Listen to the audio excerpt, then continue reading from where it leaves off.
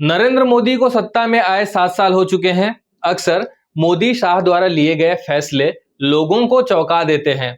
कई लोग इस बात की प्रशंसा करते हैं तो कई इसे मास्टर स्ट्रोक भी बताते हैं।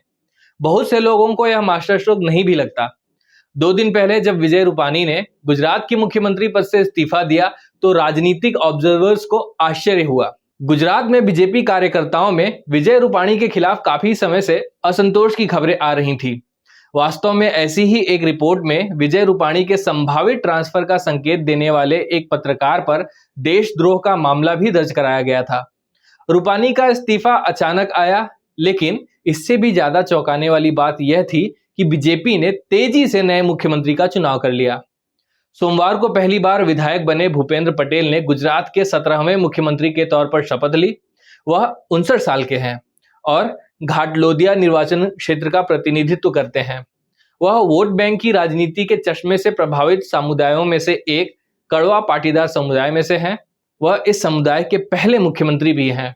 उनको मुख्यमंत्री बनाए जाने के पीछे स्पष्ट कारण अगले साल होने वाला गुजरात विधानसभा चुनाव है। पिछली बार बड़े ही कम अंतर से बीजेपी राज्य को बचा पाने में कामयाब रही थी।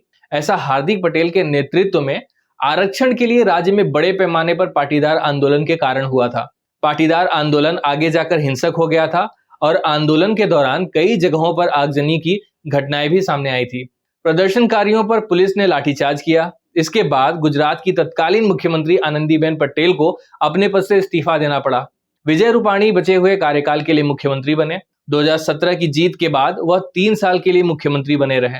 हालांकि कोरोना की दूसरी लहर से निपटने के लिए गुजरात सरकार की तीखी आलोचना हुई। राज्य में प्रदेश सरकार पर कोविड-19 की मौतों का वास्तविक आंकड़ा छुपाने का आरोप लगा। अखबारों ने खबरें चलाईं कि भाजपा के प्रदेश अध्यक्ष जीवन आवश्यक दवाओं को बांट रहे थे, जबकि आम लोगों को वो दवा मेडिकल पर नहीं मिल पा रही थी। लोगों में तो निराशा था ही, पार्टी में भी आंतरिक रूप से विजय रूपानी के खिलाफ असंतोष पनप रहा था। आलाकमान द्वारा उनको गद्दी से हटाए जाने के पीछे यही सब वजहें थी। न केवल रूपानी बल्कि उनकी पूरी कैबिनेट ने भी उनके साथ इस्तीफा दे दिया। भूपेंद्र पटेल के शपथ ग्रहण में भाजपा के बड़े नेताओं ने हिस्सा लिया। इनमें गृह मंत्री अमित शाह, हरियाणा के मुख्यमंत्री मनोहर लाल खट्टर, मध्य प्रदेश के मुख्यमंत्री शिवराज सिंह चौहान, गोवा के मुख्यमंत्री प्रमोद सावंत और कर्नाटक के मुख्यमंत्री बसवराज बोम्मई शामिल हैं। गौरतलब है कि मोदी शाह के नेतृत्व में भाजपा की निर्णय प्रक्रिया इतनी केंद्रीकृत हो गई है कि उन्हें राज्य में एक शक्तिशाली पद से एक नेता को हटाने में और एक नया स्थापित करने में देर नहीं लगती। वास्तव में यदि आप पिछले 6 महीनों में पीछे मुड़कर देखें तो आपको पता चलेगा कि पार्टी ने अकेले इस साल 5 मुख्यमंत्री बदले हैं। असम को छोड़कर सभी मुख्यमंत्री अगले विधानसभा चुनाव को मद्देनजर रखते हुए बदले गए। मुख्यमंत्रियों को बदलने का सिलसिला उत्तराखंड के मुख्यमंत्री त्रिवेंद्र सिंह रावत से शुरू हुआ, जिनको हटाकर तीरथ सिंह रावत को वहां का मुख्यमंत्री बनाया गया, जो ज्यादा दिन मुख्यमंत्री नहीं रहे और 4 महीनों के भीतर उनको भी बदलकर पुष्कर सिंह धामी को मुख्यमंत्री बनाया गया।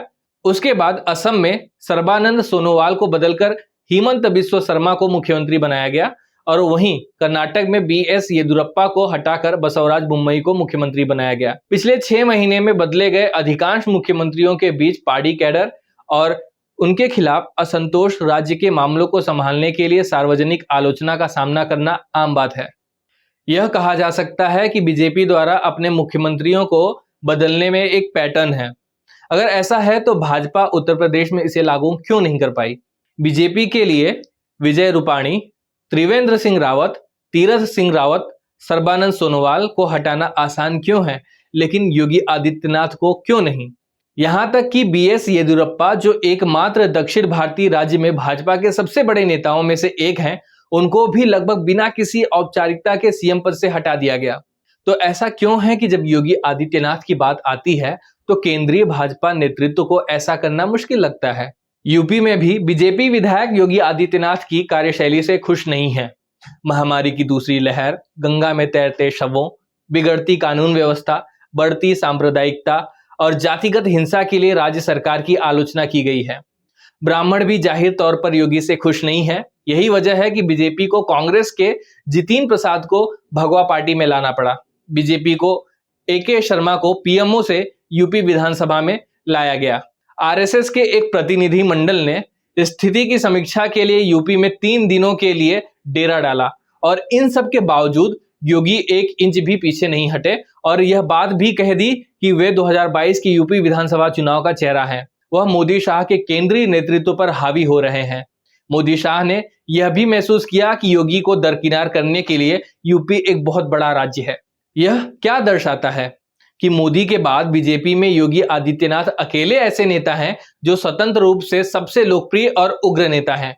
योगी एक ऐसे नेता के रूप में उभरे हैं जिनकी शक्ति बीजेपी से नहीं बल्कि हिंदुत्व के कारण है और यही उन्हें मोदी शाह के सामने भी खड़े होने की ताकत देता है। उनके पास उनके फॉलोअर्स हैं, उनका अपना वोट बैंक है जो उनके हिंदुत्व के एजेंडे पर आधारित है, जो भाजपा से अलग है। और इस प्रकार मोदी शाह के लिए रूपाणी, रावत, येदियुरप्पा का इस्तीफा लेना आसान हो सकता है, लेकिन योगी आदित्यनाथ का नहीं। हमें इसे 2024 के नजरिए से पीएम मोदी के नेतृत्व से जोड़कर देखना चाहिए। खैर, ऐसा लगता है कि पीएम मोदी के लिए राजनीति का दौर पूरा हो गया है। 2002 याद है आपको? तब प्रधानमंत्री अटल बिहारी वाजपेयी चाहते थे कि नरेंद्र मोदी गोधरा कांड के बाद गुजरात के मुख्यमंत्री पद को छोड़ दें, लेकिन मोदी मानने को तैयार नहीं थे। मतभेद खुलकर सामने आया था, इसे सभी ने देखा। धर्म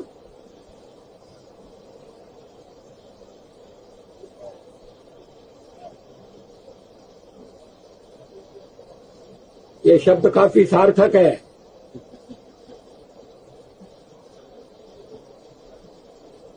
मैं उसी का पालन कर रहा हूं, पालन करने का प्रयास कर रहा हूं।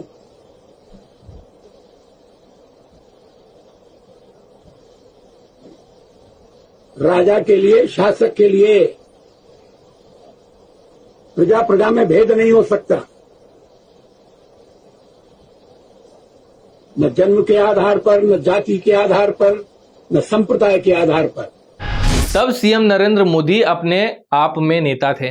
उनके पास उनका वोटर बेस था जो बीजेपी की वजह से उन्हें सपोर्ट नहीं करता था, लेकिन उनकी वजह से बीजेपी का समर्थन करता था। वह इसे अच्छी तरह जानते थे और उन्होंने पद छोड़ने से इनकार कर दिया। आज मोदी प्रधानमंत्री हैं और हम अगर इस बात को सही समझ रहे हैं तो वे चाहते थे कि योगी आदित्यनाथ पद छोड़ दें, लेकिन योगी मान नहीं रहे हैं। साल बदल गए हैं और भूमिकाएं बदल गई हैं, लेकिन इतिहास खुद को दोहरा रहा है। इसलिए अगर हम आज की योगी आदित्यनाथ की तुलना सीएम नरेंद्र मोदी से करें तो काफी कुछ समान है। क्या वह अन्य मामलों में भी इसी तरह होगा? आकाओं को दरकिनार करना उनको पसंद है। प्रधानमंत्री के रूप में चुने जाने के बाद पहले साल के लिए पीएम मोदी ने अपने गुरु आडवाणी की प्रशंसा करने में कोई कसर नहीं छोड़ी, लेकिन बाद में उन्होंने सक्रिय राजनीति से उनको दूर करने के लिए मार्गदर्शक मंडल का सदस्य बना दिया। 2024 में पीएम मोदी लगभग 73-74 वर्ष के होंगे। बीजेपी में सीएम और पीएम की उम्र निर्धारित की गई है, जिसे कहा जाता है कि वह 75 साल है। अगर योगी मुख्यमंत्री के रूप में बने रहते हैं तो क्या यह मोदी के लिए वैसा ही होगा जैसे आडवाणी के साथ हुआ? इसको लेकर आप क्या सोचते हैं, हमें कमेंट बॉक्स में जरूर बताएं।